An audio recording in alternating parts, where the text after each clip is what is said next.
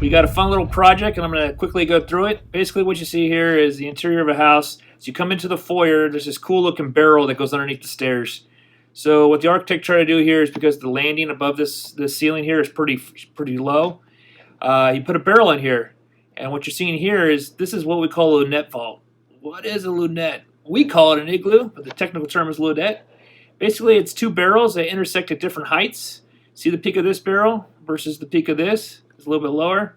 This is what the architect is trying to achieve here. My particular builder did not like this. He thought it was too busy. Didn't think it goes with the flow of his house, so he wanted to change it. So keeping in mind, we're going to do an elliptical style barrel per the plan. And so this was the idea. Simple, sleek, hide the angle of the stairs.